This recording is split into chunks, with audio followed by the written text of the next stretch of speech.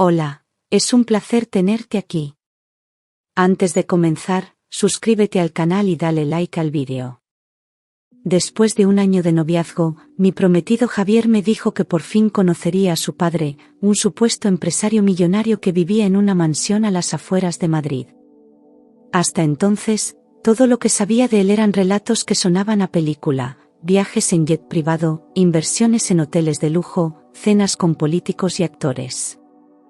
Yo escuchaba todo aquello fascinada, imaginando un mundo donde el amor y la riqueza podían coexistir sin conflicto. Javier me había insistido en que su familia era muy reservada, que su padre valoraba la privacidad por encima de todo. Aún así, después de tanto tiempo juntos, me pareció lógico que por fin quisiera integrarme en su mundo. La invitación llegó en forma de una llamada inesperada: mi padre quiere conocerte este viernes, será una cena íntima en su casa. Sentí una mezcla de alegría y ansiedad que me revolvió el estómago. Durante los días previos, preparé cada detalle con esmero: el vestido, el peinado, la conversación que tendría con él si me preguntaba por mi trabajo, mi familia, mis planes de futuro. Quería causar la mejor impresión, no solo porque era el padre de Javier, sino porque representaba todo lo que él me había vendido como su mundo. Practiqué delante del espejo, imaginando su voz grave y sus preguntas inquisitivas. Pensaba en lo importante que era este momento para nuestra relación. La bendición de su padre significaría el paso final antes del compromiso oficial. Javier me aseguraba que su padre era exigente pero justo, que apreciaba a las personas auténticas y trabajadoras. Y aunque aquello me tranquilizaba un poco, también me hacía cuestionar si estaría a la altura. ¿Qué haría si no le gustaba? El viernes llegó. Amanecí temprano con una energía nerviosa y vibrante. Revisé la dirección 3 veces, confirmé la cita con Javier y salí de casa con un ramo de flores que me pareció un gesto clásico, pero apropiado. Mientras conducía por las afueras de Madrid, observaba las mansiones escondidas entre los árboles, imaginando cuál sería la suya. El sol caía con una luz dorada que lo hacía todo parecer parte de un cuento. Pero debajo de esa belleza, sentía una inquietud creciente. Algo en mi interior me decía que esa noche cambiaría algo más que mi relación. No sabía si era intuición o simplemente miedo escénico. Pero lo que nunca imaginé fue que esa cena no era una bienvenida, sino el comienzo de una revelación que rompería todo lo que yo creía cierto. Javier siempre hablaba de coches caros, viajes exclusivos y una educación de élite. Me contaba anécdotas de internados suizos, veranos en la Costa Azul y fiestas privadas con empresarios internacionales. Nunca vi fotos, ni conocí a nadie de su entorno familiar, pero la seguridad con la que hablaba me convencía. Usaba relojes caros, vestía con elegancia, y cada cita nuestra era en lugares lujosos donde él pagaba sin titubear. Me regalaba flores exóticas, perfumes importados y entradas para espectáculos exclusivos. Todo parecía encajar con la imagen de un hijo de millonario acostumbrado a lo mejor de la vida. Y yo, aún con dudas pequeñas, decidí creer en su mundo de lujo y promesas. Mis amigas solían decir que era demasiado bueno para ser verdad, pero yo me negaba a pensar mal. No quería arruinar algo tan bonito con sospechas infundadas. Además, Javier era dulce, atento, parecía enamorado de verdad. Me hablaba de futuro, de vivir juntos en Londres, de tener una boda pequeña en Italia y una luna de miel en Japón. Era un sueño tan detallado que no podía imaginar que todo fuera una mentira. Me había convencido de que el dinero era solo un complemento, que lo verdaderamente valioso era lo que sentíamos el uno por el otro. Pero en el fondo, había algo en su mirada que a veces se nublaba cuando hablaba de su familia, como si no quisiera profundizar demasiado. El día de la cena me desperté con el corazón acelerado. Quería que todo saliera perfecto, que el padre de Javier viera en mí a alguien digna de su hijo. Me pasé la mañana escogiendo cuidadosamente la ropa, el maquillaje, incluso el peinado que mejor reflejara mi personalidad. No quería parecer demasiado ostentosa, pero tampoco informal. Llevaba días repasando qué decir, cómo comportarme, qué temas evitar para no incomodar. Sabía que era una noche crucial para el futuro de nuestra relación, quizás el paso previo a una propuesta de matrimonio. Y eso me emocionaba, pero también me llenaba de un miedo silencioso. Javier, por su parte, parecía relajado, aunque evitaba detalles cuando le preguntaba por su padre. Es un hombre reservado, pero sabrá apreciarte, me repetía. Yo intentaba creerlo, aunque su falta de entusiasmo me parecía extraña. En momentos me preguntaba si realmente su padre sabía que iba a conocerme o si todo estaba improvisado. No quise insistir para no parecer insegura, pero esa duda se quedó conmigo todo el día. Revisé una y otra vez la ubicación que me había enviado y confirmé con él la hora. La cena sería a las 9, en una urbanización privada al norte de Madrid. Lo tenía todo listo, menos la certeza de que lo que me esperaba allí era real. Salí de casa con tiempo de sobra, calculando llegar unos 20 minutos antes para respirar y tranquilizarme en el coche. El tráfico fluía bien, el GPS marcaba la ruta sin incidentes, y por fin comencé a relajarme un poco. Pero a apenas 15 minutos de la urbanización, el coche empezó a hacer un ruido seco, repetitivo, como si algo golpeara por debajo. Reduje la velocidad, me orillé en el arcén y en cuestión de segundos, el coche se detuvo por completo. Intenté encenderlo de nuevo, pero no reaccionaba. Bajé y abrí el capó, aunque no entendía nada de motores. Solo vi humo y sentí el corazón encogerse. Llamé inmediatamente a la grúa y el operador me dijo que tardaría al menos una hora en llegar, que estaban desbordados. Me invadió el pánico, no sabía si avisar a Javier o esperar a que todo se resolviera rápido. No quería parecer una molestia o llegar tarde a la cena con su padre. Miré alrededor y vi un pequeño restaurante a unos metros, algo apartado pero abierto. Pensé que podría esperar allí mientras pasaba el tiempo, tomar algo para calmarme. Crucé la carretera con cuidado, aún vestida como para una gala, sintiéndome ridícula en aquel lugar olvidado. Lo que no imaginaba era que ese contratiempo era solo el primero de muchos giros que transformaría completamente mi vida esa noche. Entré al restaurante con la sensación de estar fuera de lugar, rodeada de camioneros, familias ruidosas y turistas despistados. Aún llevaba los tacones altos, el vestido planchado con esmero y el maquillaje intacto, como si estuviera en el sitio equivocado, en el momento equivocado. Pedí una mesa para uno junto a la ventana, con la esperanza de que la vista al aparcamiento me permitiera ver llegar la grúa. El camarero, un hombre mayor con acento andaluz, me ofreció el menú del día y yo asentí sin mirar. Estaba demasiado tensa como para pensar en comida, pero necesitaba mantenerme ocupada. Saqué el móvil, revisé los mensajes de Javier, pero él no había escrito nada más. La ansiedad crecía y yo intentaba respirar hondo para no venirme abajo. A mi alrededor, la vida seguía con normalidad. Una pareja discutía en voz baja en la mesa de al lado, un niño se reía con la boca llena de patatas y dos hombres hablaban de fútbol cerca del mostrador. Me sentía como una actriz en una obra donde nadie sabía que el guión estaba a punto de explotar. El reloj avanzaba lento, cada minuto pesaba como si llevara una piedra atada al cuello. Pensé en llamar a Javier para contarle lo ocurrido, pero algo me detuvo, quizás el orgullo, quizás el miedo de que su padre ya tuviera una mala impresión antes de conocerme.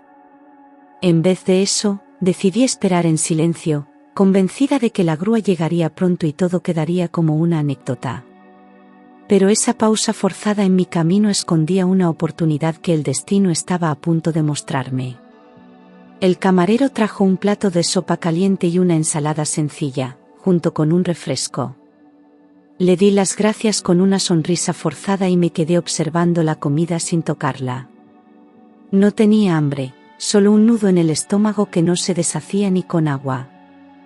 Cada vez que miraba el reloj, sentía que el tiempo se burlaba de mí, avanzando lento pero sin detenerse. Intenté probar un bocado, pero el tenedor temblaba en mi mano. Me rendí, bajé los cubiertos y me limité a observar cómo el vapor de la sopa subía lentamente como si también esperara algo. Mi mente volvía una y otra vez a la cena, a la mansión, al padre de Javier, a todo lo que dependía de aquella noche. Y lo peor era no saber si llegaría a tiempo para salvar ese encuentro. Respiré hondo y miré por la ventana. La luz del atardecer comenzaba a teñir el cielo de tonos anaranjados, como una promesa de algo distinto. Fue entonces cuando el camarero se acercó y me preguntó si deseaba algo más. Negué con la cabeza y le pedí que me envolviera la comida para llevar. No quería desperdiciarla, aunque tampoco tenía claro qué haría con ella. Algo en mí decía que guardarla era mejor que dejarla allí.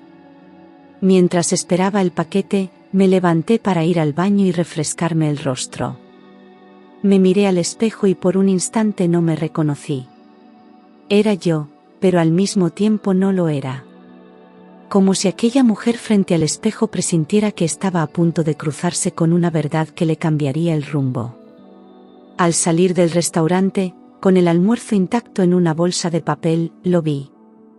Estaba sentado en el suelo, junto a la entrada, con la espalda apoyada en la pared y los ojos fijos en el suelo. Tenía el pelo enmarañado, la barba descuidada y la ropa sucia, pero no olía mal, y algo en su presencia no inspiraba miedo, sino ternura. En sus manos sostenía un trozo de cartón con letras apenas legibles: «Solo tengo hambre». «Gracias». Me detuve sin pensar, observándolo, y él levantó la vista justo en ese momento. Sus ojos eran profundos, oscuros, y en ellos no había rencor, solo una tristeza antigua que dolía con solo mirarla.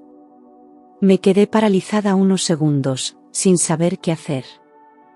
No me dijo nada, ni siquiera alzó la mano para pedirme algo. Fue ese silencio, esa dignidad muda, lo que me rompió por dentro. Me acerqué y, sin pensarlo dos veces, le tendí la bolsa con la comida que no había tocado. «Está intacto, lo prometo», dije casi en susurro. Él me miró sorprendido, luego bajó la vista y murmuró un «gracias» que me estremeció por completo. No era un gracias automático, era algo más profundo, como si nadie le hubiera ofrecido algo con sinceridad en mucho tiempo. Asentí, sin poder decir nada más, y regresé al aparcamiento con las manos vacías pero el corazón latiendo más fuerte. No sabía quién era ese hombre, pero sus ojos me seguirían acompañando mucho más de lo que podía imaginar. Mientras caminaba hacia el coche averiado, sentí una punzada de duda. Algo me hizo volver la cabeza para mirar al hombre sin hogar una vez más. Estaba abriendo la bolsa con cuidado, como si no quisiera romper nada, como si aquel gesto pequeño tuviera un valor inmenso. En ese instante, me di cuenta de que no solo le había dado comida, le había ofrecido algo que él no recibía a menudo: respeto. Volví sobre mis pasos y, sin saber por qué, me agaché a su lado. Le pregunté si necesitaba algo más, un abrigo, agua, incluso un número para llamar a alguien. Él me miró con los ojos vidriosos, negando lentamente con la cabeza, como si no supiera cómo reaccionar. «Con esto ya me has dado más que muchos en años», murmuró. Me quedé en silencio, sin saber cómo responder a esa frase tan dolorosa y honesta. No era pena lo que sentía por él, era una mezcla de admiración y tristeza por ver tanta dignidad en la derrota. Me puse de pie, le deseé suerte y regresé al coche justo cuando recibí la llamada del mecánico. La grúa acababa de llegar y el coche estaba listo para volver a arrancar. Subí al vehículo con las manos aún temblorosas y el corazón latiendo más fuerte de lo habitual. Miré una vez más por el retrovisor, y allí estaba él, sentado, comiendo con lentitud, como si masticara también recuerdos. Algo me decía que no era la última vez que cruzaría su camino. Pero entonces no sabía hasta qué punto ese desconocido cambiaría el rumbo de mi vida. Encendí el motor y, esta vez, todo funcionó perfectamente. El mecánico me saludó con un gesto desde su furgoneta y yo le respondí con una sonrisa apurada. Aceleré con cuidado, todavía con el mapa en mente y el reloj corriendo en mi contra. Calculé que, si no había más imprevistos, llegaría a la casa de Javier justo a tiempo para la cena. Me arreglé el pelo en el retrovisor, retoqué el labial y respiré hondo para recuperar la compostura. No podía llegar con aspecto de haber pasado por una crisis. Tenía que parecer tranquila, segura, incluso encantadora. Lo que no sabía era que toda esa fachada sería completamente inútil frente a lo que me esperaba. El trayecto final fue rápido, aunque cada minuto me parecía eterno. A medida que me acercaba a la dirección, los paisajes se volvían más exclusivos, con casas grandes escondidas tras altos setos y portones automáticos. La urbanización estaba impecablemente cuidada, con calles silenciosas y farolas elegantes. Me sentí fuera de lugar por un momento, como si ese no fuera mi mundo, como si estuviera interpretando un papel en una película que no era mía. Javier no respondía a mis mensajes, lo que me hizo suponer que ya estaría preparando todo en casa.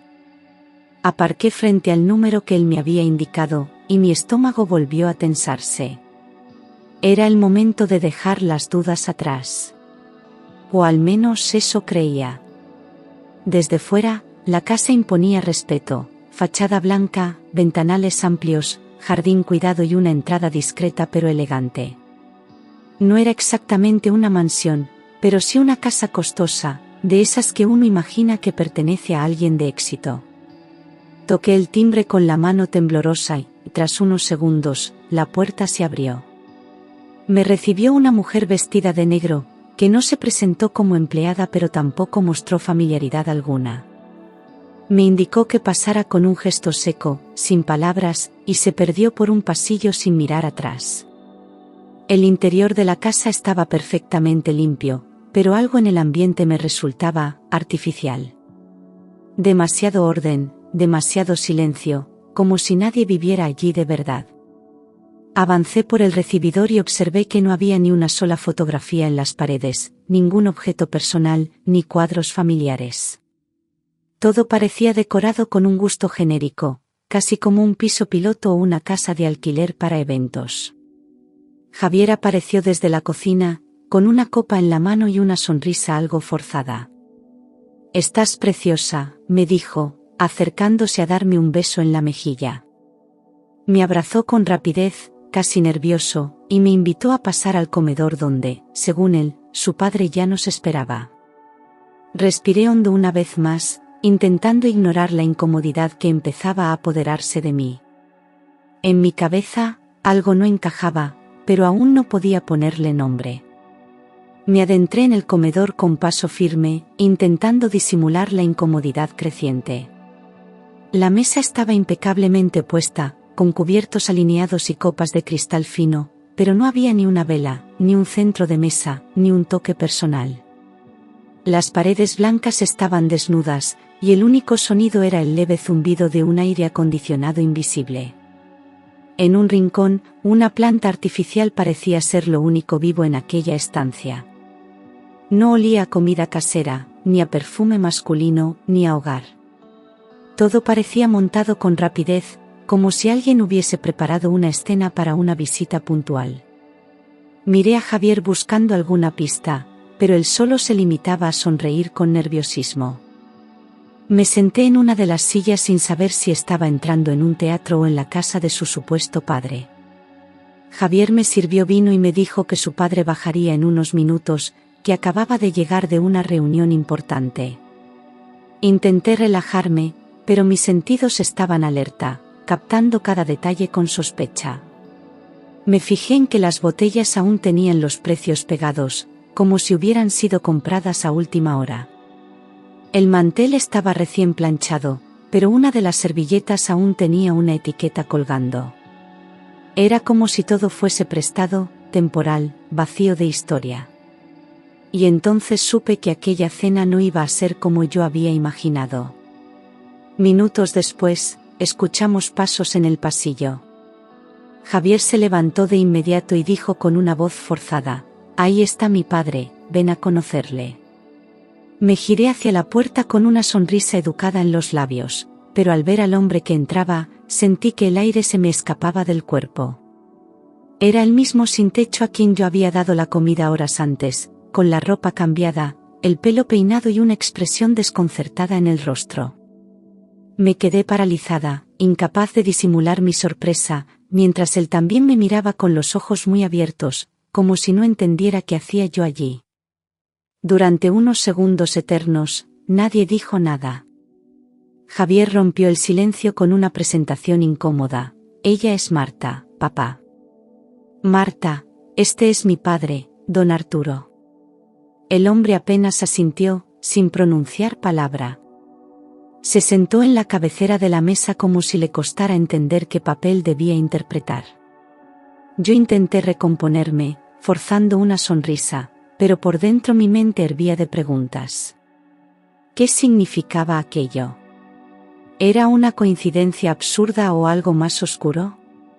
El hombre evitaba mirarme directamente, y yo comencé a notar cómo todo mi cuerpo se tensaba.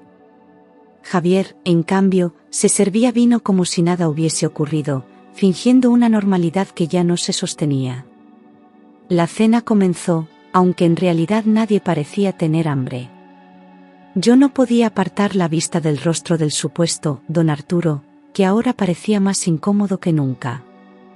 Sostenía los cubiertos con torpeza, como si no supiera bien cómo comportarse, mientras Javier hablaba sin parar de negocios, inversiones y anécdotas de su infancia. Era como si intentara rellenar todos los huecos del silencio con palabras vacías. Intenté seguir el juego, respondiendo con frases cortas, pero no lograba concentrarme. Todo me parecía una puesta en escena mal ensayada. El hombre, por su parte, apenas comía y no decía nada que revelara una relación auténtica con su hijo. En un momento, nuestras miradas se cruzaron de nuevo y vi en sus ojos algo parecido al arrepentimiento. Era evidente que él también recordaba el gesto de la comida en el restaurante, y que tampoco entendía qué estaba ocurriendo. Javier seguía actuando como si nada, incluso empezó a contar una historia absurda sobre unas vacaciones en Dubái que no podía verificar. Yo ya no podía más. Cada minuto allí me pesaba como una losa.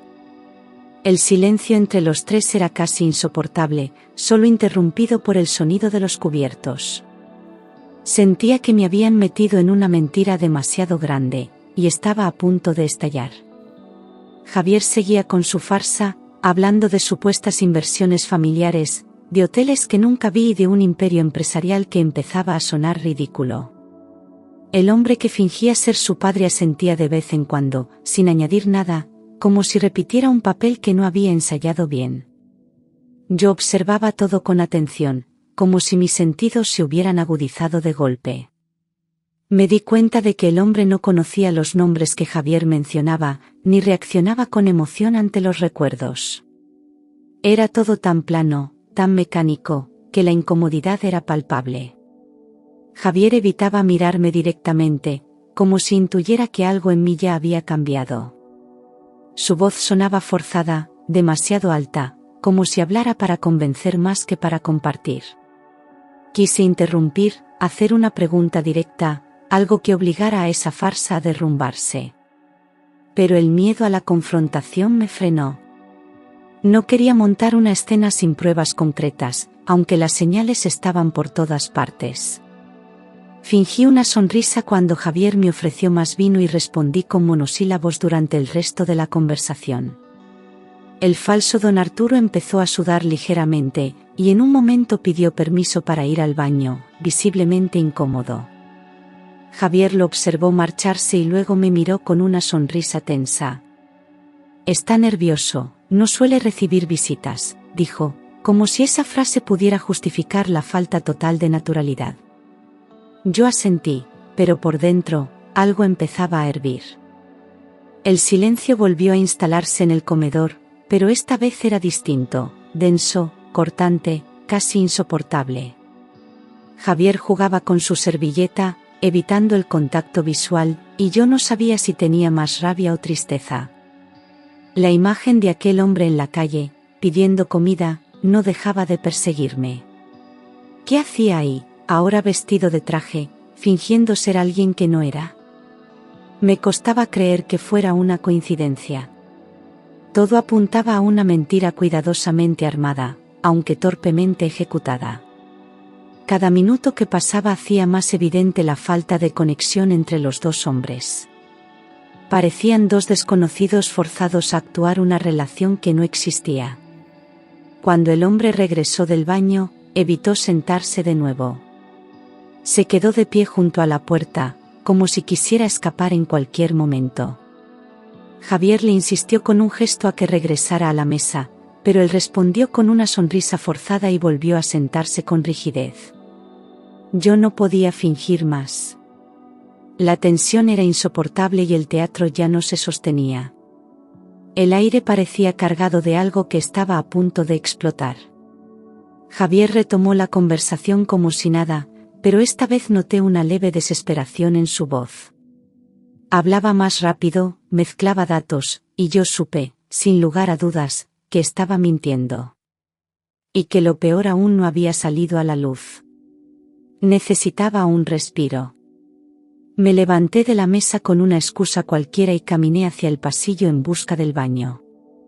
Cerré la puerta con suavidad y me apoyé en el lavamanos, intentando ordenar los pensamientos que me golpeaban como olas. Me miré al espejo y supe que ya no había vuelta atrás. Lo que sentía no era una simple sospecha, era certeza.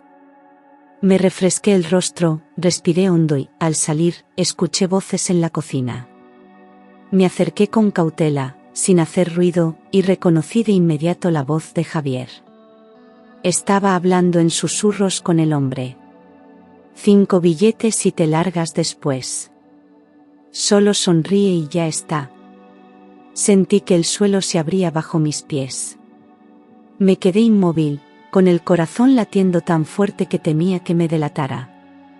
El hombre respondió con voz baja, no sé si puedo seguir. Esa chica no es como las demás. Hubo un silencio tenso antes de que Javier insistiera, con tono amenazante, hazlo. No puedes fallarme ahora. Mis ojos se llenaron de lágrimas, pero no eran de tristeza, eran de furia. Volví al comedor como un huracán silencioso, decidida a mirar a Javier a los ojos y descubrir hasta dónde había llegado su mentira. Ya no podía fingir, y esa cena había dejado de ser un encuentro familiar. Se había convertido en un juicio. Volví al comedor sin hacer ruido, y al entrar vi cómo Javier y el hombre callaban de golpe. Fingieron estar hablando de vinos, pero yo ya lo sabía todo.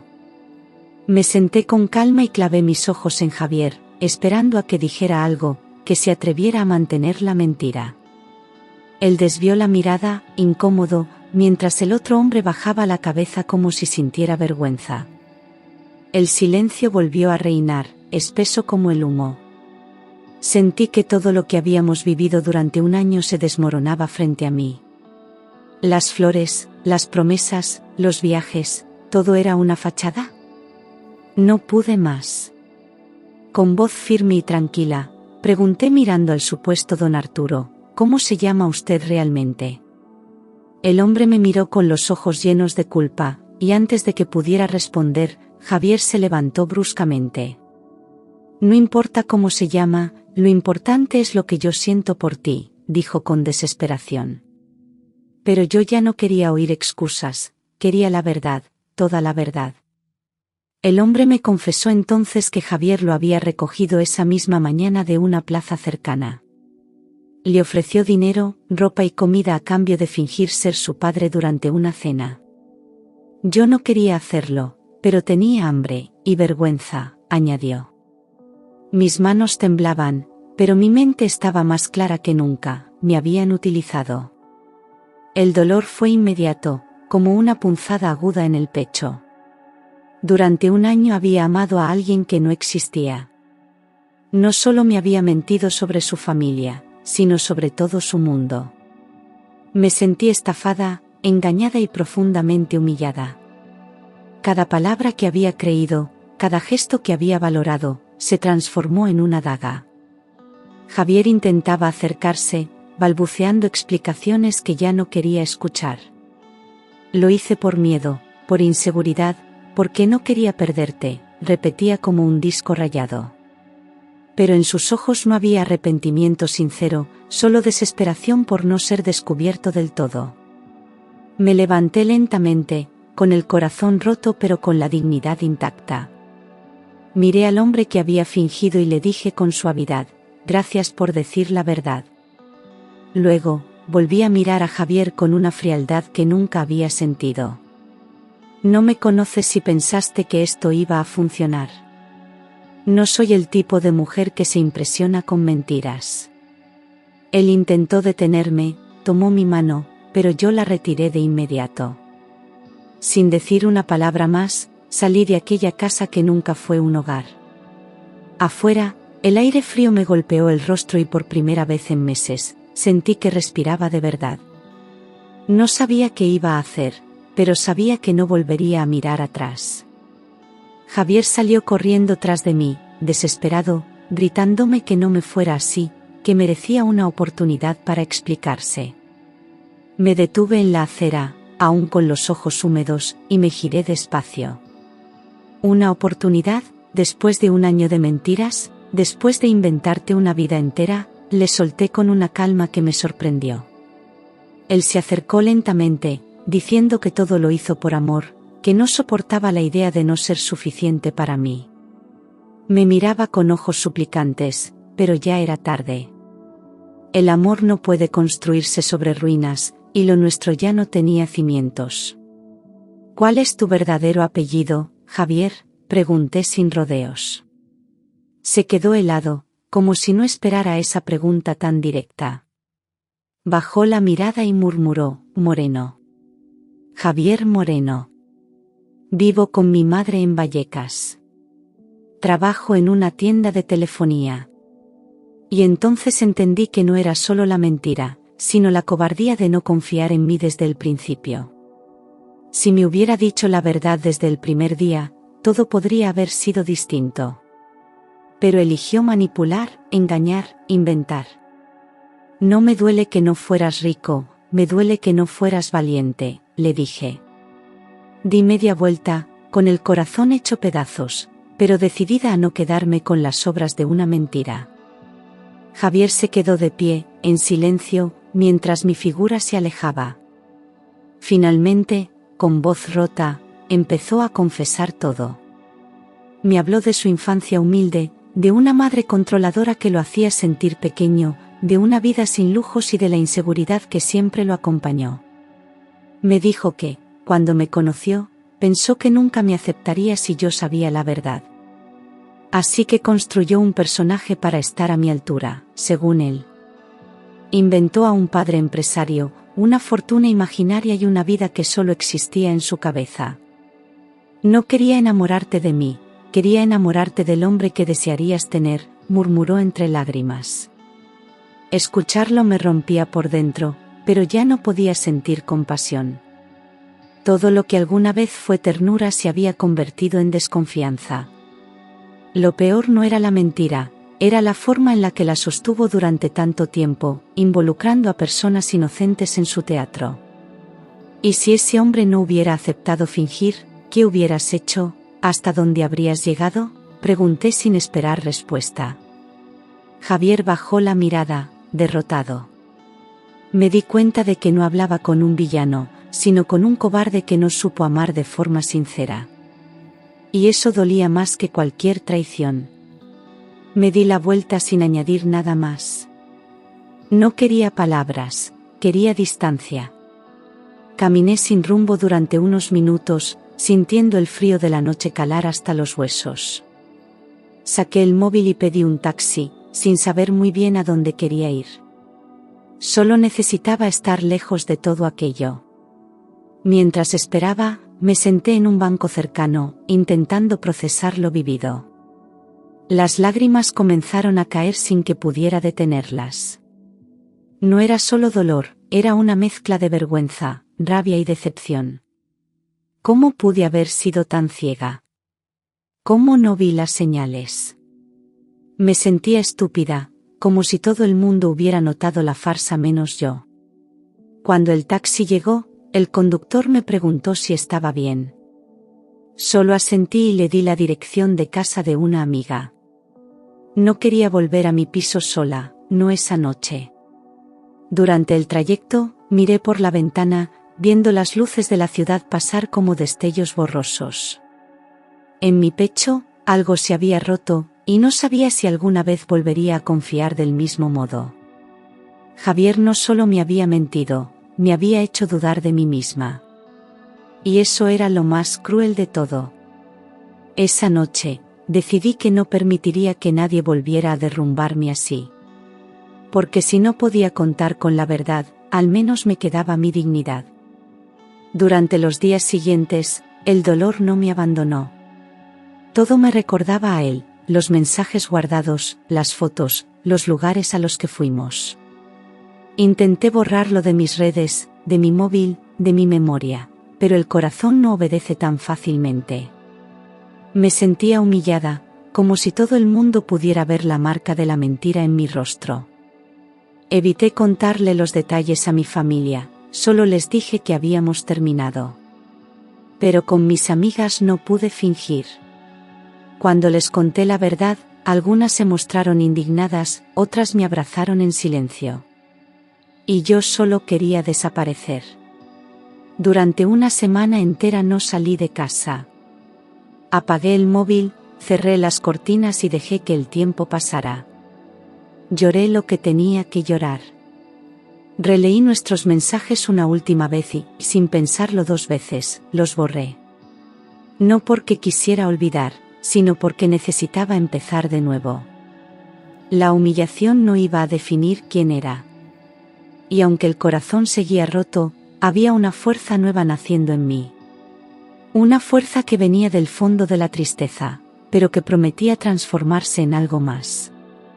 Una semana después del desastre, decidí salir a caminar por el centro para despejar la mente.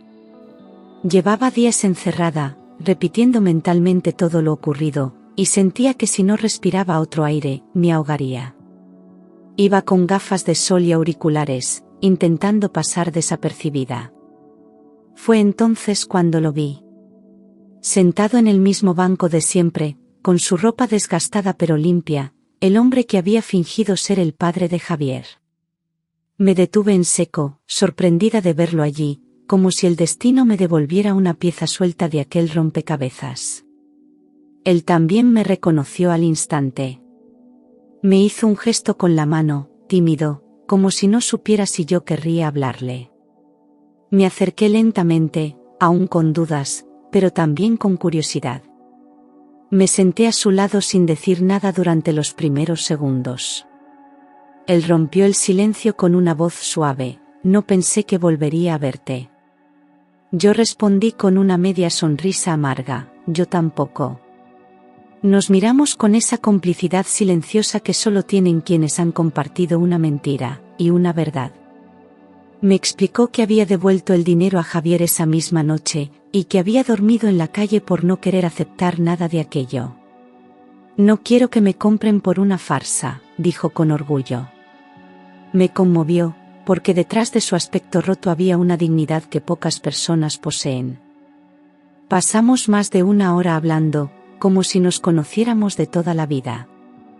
Me contó que se llamaba Emilio, que había trabajado toda su vida en la construcción, hasta que una lesión le dejó fuera del mercado laboral. Después vinieron los desahucios, el abandono, la invisibilidad.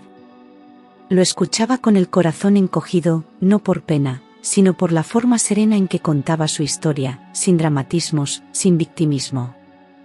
Hay días buenos y días malos. A veces basta con que alguien te mire como persona para que no te hundas, dijo. Yo no sabía qué decir. Su sinceridad era tan cruda que no necesitaba adornos.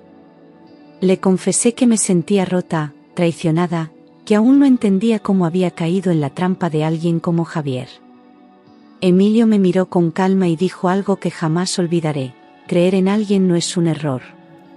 El error es dejar de creer en ti misma por culpa de otro. Esas palabras me tocaron como un golpe seco en el alma. Nadie me había hablado así desde que todo ocurrió. A su manera, él me devolvía algo que yo pensaba perdido: perspectiva. Cuando me despedí, le ofrecí dinero, pero él lo rechazó.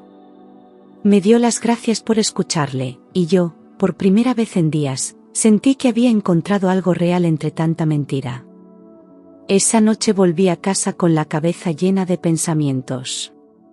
No podía dejar de darle vueltas a todo lo que Emilio me había dicho.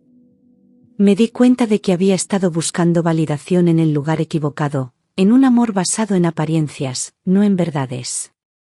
Javier me había herido, sí, pero no iba a permitir que su engaño definiera mi valor. Había conocido a alguien que no tenía nada y, sin embargo, me había dado una lección de dignidad y fortaleza. Pensé en todo el tiempo que había perdido intentando encajar en una historia falsa. Era el momento de reescribir la mía, con verdad. Al día siguiente llamé a mi amiga Clara y le conté todo lo que había vivido, incluida la conversación con Emilio. Ella se quedó en silencio, luego me dijo: «Esto que viviste no fue una tragedia, fue un despertar». Y tenía razón. Por primera vez en mucho tiempo, no sentía rabia ni tristeza. Sentía claridad. Decidí que si había algo que podía hacer con todo ese dolor, era transformarlo. Pensé en cómo devolver algo a quienes, como Emilio, viven en los márgenes, invisibles para una ciudad que no se detiene. Y así, sin buscarlo, nació una nueva idea, un propósito. Los días siguientes fueron de introspección profunda. Anotaba pensamientos en una libreta, reflexiones que antes ni me habría permitido considerar. Comprendí que la traición de Javier había sido un espejo, no solo me mostró quién era él, sino también quién era yo cuando dejaba que otros definieran mi valor. Me di cuenta de que no se trataba de borrar el pasado, sino de transformarlo en algo útil. Ya no quería huir de la experiencia, sino construir algo desde ella. Entendí que no era culpable por haber confiado, pero sí era responsable de cómo seguiría adelante. Y esa decisión estaba, por fin, solo en mis manos. Me prometí que nunca más me dejaría impresionar por apariencias vacías. Que la próxima vez que alguien se acercara a mí, lo escucharía con el corazón, pero también con la mente alerta. Me propuse volver a confiar, pero con los pies firmes en el suelo. No quería volver a esconder mis heridas, sino usarlas como testimonio de fortaleza. Sentí que todo lo vivido, por doloroso que fuera, me había devuelto una versión más auténtica de mí misma. Ya no era la mujer que buscaba encajar en una vida prestada. Era alguien capaz de reconstruirse con sus propias verdades. Y esa certeza me sostuvo con más fuerza que cualquier promesa romántica. Junto a mi amiga Clara, empezamos a idear un proyecto social. Queríamos crear un espacio donde personas en situación de calle pudieran encontrar algo más que comida, dignidad, trabajo, comunidad. Después de varias reuniones, papeleos y madrugadas sin dormir, abrimos una pequeña cafetería solidaria en un barrio céntrico. La idea era simple pero poderosa: cada café servido sostenía a alguien que antes no tenía nada. El primero en aceptar nuestra propuesta fue Emilio. Le ofrecimos un puesto como encargado del almacén. Él aceptó, con una sonrisa que no necesitó palabras. El día de la inauguración lloré. No por tristeza, sino por la sensación de haber tomado todo ese dolor y convertirlo en algo luminoso. Las primeras semanas fueron duras, pero cada rostro agradecido que cruzaba la puerta me recordaba por qué lo hacíamos. La prensa local hizo un reportaje, y más personas comenzaron a colaborar. Lo que nació de una herida se convirtió en un refugio. Y cada día, al cerrar la caja o limpiar las mesas, me sentía orgullosa de no haberme dejado hundir. La vida no me había dado un cuento de hadas. Me había dado algo mejor: propósito. Ya no era la mujer que un día creyó en un millonario ficticio. Ahora era alguien que entendía el valor de lo verdadero, incluso cuando venía envuelto en harapos. No me avergonzaba de lo que había vivido, porque sin esa mentira, nunca habría descubierto mi verdad. Javier quedó atrás, como una página cerrada. No le guardaba rencor, pero tampoco espacio. Aprendí que a veces los amores más dolorosos no llegan para quedarse, sino para despertarte. Y ese despertar, por más amargo que sea, te salva. Cada mañana, cuando abro la cafetería y veo a Emilio preparando el almacén, sé que todo valió la pena. He reconstruido mi vida con calma, con convicción, con raíces firmes. Ya no vivo esperando que alguien más me dé valor. Porque entendí que nadie puede arrebatarte lo que construyes desde dentro. Esta historia no terminó con una boda, ni con una reconciliación, sino con una mujer de pie, que miró el abismo, y eligió seguir. No por amor a otro, sino por amor a sí misma.